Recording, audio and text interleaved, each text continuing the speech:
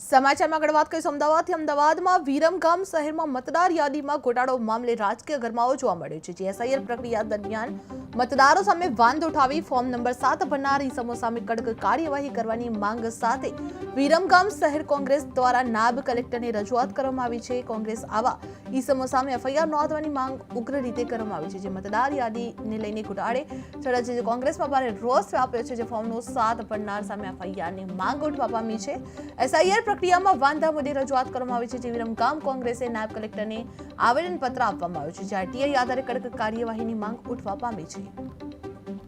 વિરમગામનો છે, મારી મધરનો જન્મ 1945માં વિરમગામનો છે, મારી નાનીનો જન્મ આઝાદી પહેલા વિરમગામમાં છે અને 2002માં મારું વોટર આઈડીમાં નામ છે, અમારા આખા ઘરનું છે, તેમ છતાંય મારું નામ રદ કરવામાં આવ્યું છે। હવે આના અંગે સરકારે વિચારણા કરવી જરૂરી છે। અત્યારે રજૂઆત એ કરવા કે અમારું નામ ચાલુ રાખવું। અમારું ઘર વર્ષોથી અહીંયા આગળ વિરમગામમાં રહે છે। મારા મામા 1982માં વિરમગામમાં બીજેપીમાં એમએલએ બનેલા છે, તો અમારા નામ કેવી રીતે તમે કાઢી શકો? કયા આધારે તમે નક્કી કર્યું? 25 વર્ષના છોકરા એમ કે આ અહીં નથી રહેતા, 7 નંબર ભરીને હાલ દો એટલે અમારું નામ કાઢી નાખવાના? અમારું કોઈ રણી ધણી જ નહીં એવું સમજવાનું? કઈ રીતે તમે આનો જવાબ આપવો પડશે તમારે? અને જેને નામ આલ્યું છે એને બી બોલાવો, એ બી કઈ કયા આધારે કયા પુરાવા સાથે એને અમારું નામ રદ કરવાના 7 નંબર ભરીને આપી દીધું છે। જે ફોર્મ નંબર 7 ની જે રજૂઆત છે શું છે અને કેટલા લોકો આવ્યા છે?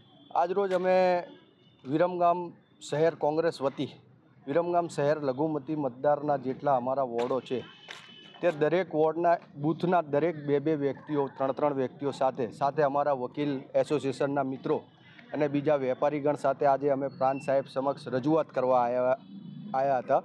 અમારી રજૂઆત એવી હતી કે જે નમૂના 7માં વાંધા અરજીઓ સ્વીકારવામાં આવી એ બાબતનું અમે ધ્યાન દોર્યું કે જે લોકોના નામ રાજ્ય ચૂંટણી પંચનું એક નિયમ હતો, જ્યારે એસઆઈઆરની પ્રક્રિયા ચાલુ થઈ ત્યારે રાજ્ય ચૂંટણી પંચે એક નિયમ બનાવ્યો હતો કે ભાઈ 2002ની મતદાર યાદીમાં જેનું નામ હોય તે વ્યક્તિ પાસેથી કોઈપણ જાતના પુરાવા લેવા નહીં।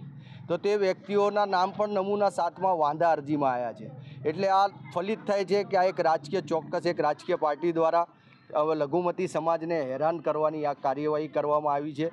એટલે એ બાબતનો ઉગ્ર રોષ આખા લઘુમતી સમાજમાં હતો। એની વાચા લઈને એ વ્યક્ત કરવા માટે અમે પ્રાંત સાહેબ સમક્ષ આવ્યા હતા। અમારી માંગણી એવી હતી કે સાહેબ આજે અમે આરટીઆઈ થ્રુ માહિતી માંગી, એક આવેદનપત્ર આપ્યું। આરટીઆઈમાં એ 2002ના અમે સ્પેસિફિક 2002ના મતદારોને જ લીધા છે કે જે લોકો 2002ની મતદાર યાદીમાં હતા અને એમના નામના સામે વાંધા લેવામાં આવ્યા એવા વ્યક્તિઓ થ્રુ અમે આરટીઆઈ કરી છે। એ વ્યક્તિઓએ આરટીઆઈ કરી છે અને આ સાથે વાંધા લીધેલા છે। અમને તંત્ર તરફથી પ્રાંત સાહેબ તરફથી મુખ્ય ચૂંટણી અધિકારી જે આપણા વિરમગામ વિધાનસભાના છે એમના તરફથી એવું કહેવામાં આવ્યું છે કે ભાઈ અવસર આપવામાં આવ્યો હતો। એટલે સાહેબ આ અવસરના અંદર અમે તો લઘુમતી સમાજે ઘણી હેરાનગતિ ભોગવેલી છે।